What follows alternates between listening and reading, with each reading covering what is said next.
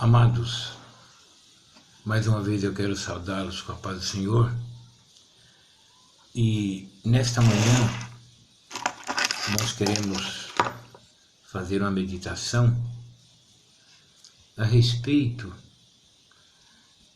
da nossa postura diante das autoridades constituídas, porque nós somos cidadãos do céu, mas também somos cidadãos deste mundo, da terra.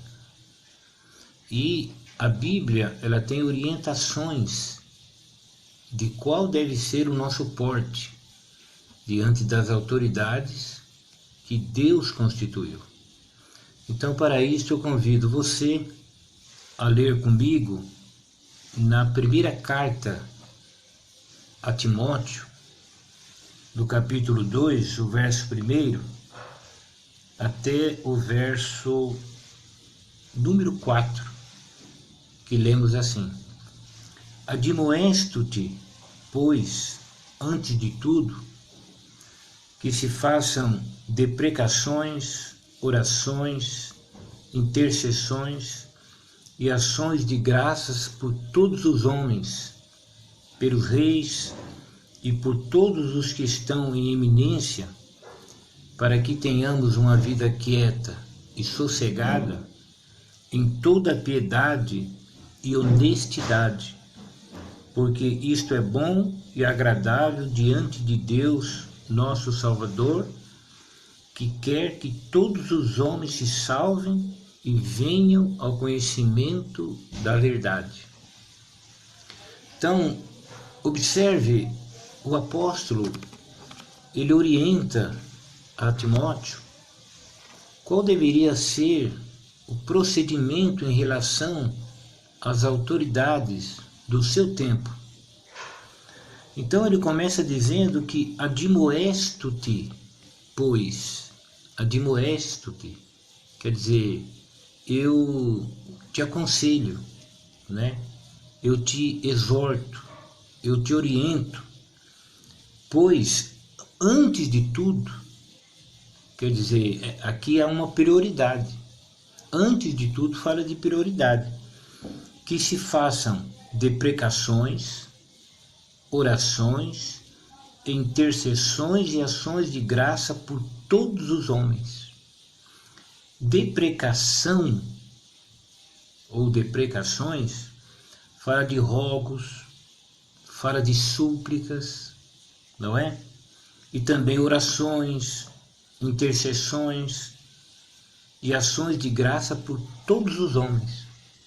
O pedido de Paulo é que Timóteo orientasse a igreja sobre a sua responsabilidade, que se fizessem rogos, súplicas e também oferecesse a Deus ações de graças por todos os homens. E ele continua, ele entra no campo das autoridades constituídas.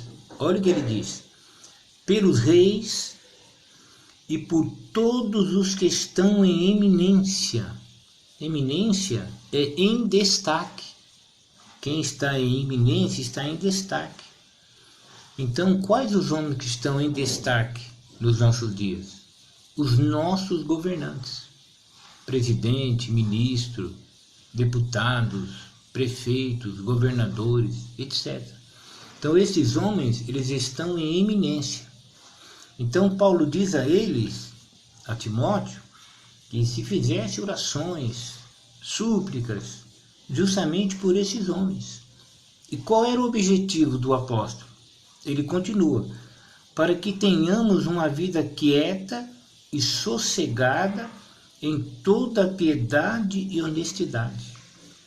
Observe que o objetivo do apóstolo é mostrar que a igreja, através das suas orações, intercessões e súplicas, elas poderiam interferir, né, nas atitudes daqueles homens que estavam em eminência, de tal maneira que o governo ele fosse de tal maneira que eles, os crentes naqueles dias, tivessem uma vida quieta e sossegada em toda a piedade e honestidade. A ideia aqui era que eles vivessem num país, num reino, em que houvesse uma tranquilidade social. A ideia aqui não é algo perfeito, não há perfeição neste mundo, mas é uma condição que eles pudessem ficar tranquilos e exercerem a sua fé. Essa, em toda piedade e honestidade, é a conduta de nós que somos crentes. Entenderam?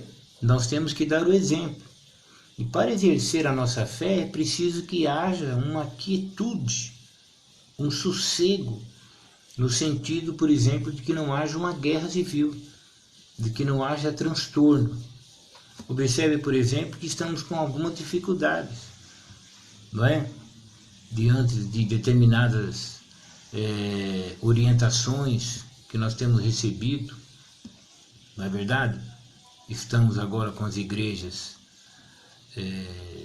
sem poder abrir, etc. Mas isso é praticamente nada diante de uma guerra civil, por exemplo. Então a ideia do apóstolo é um ambiente de tranquilidade para que possamos exercer a nossa vida piedosa e a nossa honestidade, uma vida quieta. Observe que é uma vida, não é um dia, é uma vida. E por quê? Porque isto é bom e agradável diante de Deus, nosso Salvador. Então Deus se agrada, né, de que a igreja ore pedindo essa tranquilidade, e Deus se agrada de uma vida quieta e sossegada. E por quê? Porque Deus quer que todos os homens se salvem e venham ao conhecimento da verdade. Os homens só podem se salvar crendo no Evangelho. Mas para crer no Evangelho, eles precisam ouvir o Evangelho. E para que eles possam ouvir o Evangelho, nós precisamos pregar o Evangelho. E para pregar o Evangelho com eficácia, é preciso a prática do Evangelho. Aí entra essa vida piedosa e honesta. E esse ambiente de tranquilidade, ele é necessário. Não está escrito aqui que Deus vai salvar todos os homens, mas Ele quer que todos os homens se salvem e venham ao conhecimento da verdade. Da verdade? Então os homens precisam conhecer a verdade. Não é interessante para os homens saberem quem somos, o tamanho da nossa igreja, quantos milhões somos? Isso não vai salvar ninguém. Eles têm que conhecer a verdade, que eles são pecadores, porém Deus os amou de tal maneira que deu seu Filho unigênito, para que todo aquele entre eles crer receba a vida eterna. A igreja ela tem essa responsabilidade, tem esse papel. Então, a nossa posição muitas vezes crítica, né? E a nossa posição de revolta contra as autoridades constituídas, ela torna-se pecado contra Deus. Nós temos que buscar a Deus por esses homens, para que Deus lhes dê sabedoria. Você lembra de José do Egito?